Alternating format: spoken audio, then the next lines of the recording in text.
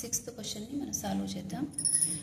ఏమడిగారు? Calculate the amount of 90% sulfuric acid required for the preparation of 420 kg HCl as for the given equation. So equation ఏమి ఇచ్చారు? 2NaCl plus H2SO4 it gives rise to Na2SO4 plus 2HCl. NaCl అంటే ఏంటి? Sodium chloride. H2SO4 అంటే sulfuric acid. Sodium chloride reacts with sulfuric acid to form sodium sulfate Na2SO4 sodium sulfate and HCl hydrochloric acid. Sodium chloride reacts with sulfuric acid to form sodium sulfate and hydrochloric acid.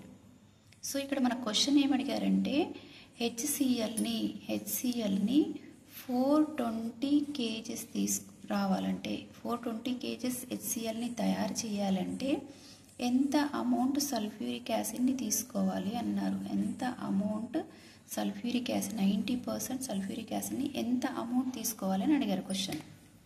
So ఇప్పుడు equation నుంచి మనం H2SO4 ఎన్ని grams ఉందో చూద్దాం. అంటే దాని molecular weight ఏంటో calculate చేద్దాం.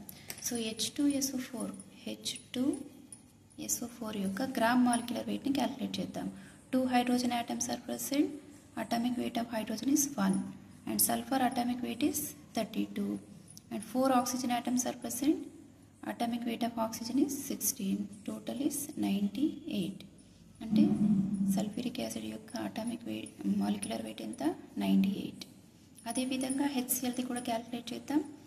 HCl hydrogen atomic weight is 1 and chlorine atomic weight is 35.5. Total is 36.5. What is the molecular weight of HCl? 36.5. But here 2 moles are present, so we have to take 2 into 36.5. 98 is the molecular weight of sulfuric acid. మనం first ఏం చేసాం? Sulphuric acid యొక్క molecular weight calculate చేసాం. ఎంత వచ్చింది? 98. అంటే 98 grams.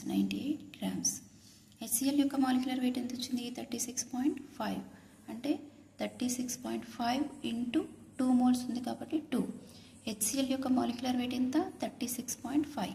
ఇప్పుడు చూడండి ఈక్వేషన్ నుంచి 2 into 36.5 grams ఆఫ్ HCl రావాలి అంటే మనకి ఎంత సల్ఫ్యూరిక్ యాసిడ్ కావాలి? 98 గ్రామ్స్ రావాలి.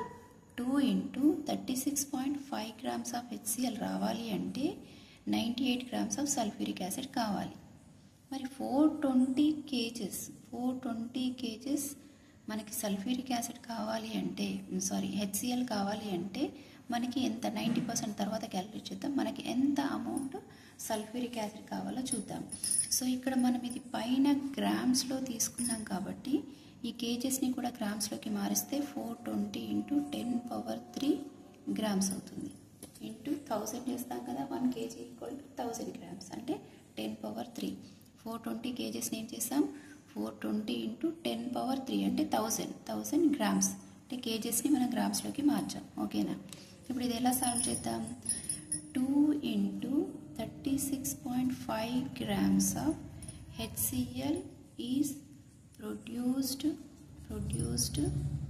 by 98 grams of H2SO4. ఇంత HCl రావాలంటే ఎంత తీసుకుంటున్నాం సల్ఫ్యూరిక్ యాసిడ్ని? 98 గ్రామ్స్. మరి 420 into 10³ grams ఆఫ్ HCl రావాలంటే ఎంత సల్ఫ్యూరిక్ యాసిడ్ని తీసుకోవాలి? అప్పుడు ఏం చేయాలి? క్రాస్ మల్టిప్లికేషన్ చేయాలి. క్రాస్ మల్టిప్లికేషన్ అంటే 420 into 10³ into 98 by 2 into 36.5. 2 into 36.5. అప్పుడు మనకి ఎంత ఆన్సర్ వస్తుంది? సింప్లిఫై చేస్తే 563.8 into 10³ గ్రామ్స్ వస్తుంది. దీన్ని మళ్ళీ మనం ఇప్పుడు కిలోగ్రామ్స్లోకి మార్చుకోవాలంటే 10³ తీసేయండి. అప్పుడు ఏమవుతుంది? 563.8 kgs. దాన్ని గ్రామ్స్ నుంచి మనం ఏం చేసాం? కిలోగ్రామ్స్లోకి మార్చాలంటే 1000 వేయాలి. అంటే 10 పవర్ క్యాన్సిల్ అవుతుంది, 10³ క్యాన్సిల్ అవుతుంది. సో ఎంత వచ్చింది? 563.8 గ్రామ్స్. ఇదేంటి? 420 into 10 power 3 grams of HCl రావాలి అంటే మనకు కావాల్సిన సల్ఫ్యూరిక్ యాసిడ్ యొక్క వెయిట్. మరి కానీ మన క్వశ్చన్లో ఏమడిగారు 90% అన్నారు. మరి 90 required 90% H2SO4 amount of 90% H2SO4 equal to 563.8 into 100/90 వేయాలి. అప్పుడు ఏమవుతుంది 626.44 kgs వస్తుంది. సో మనకి 90% సల్ఫ్యూరిక్ యాసిడ్ ఎంత తీసుకోవాలి 626.44 kgs తీసుకోవాలి.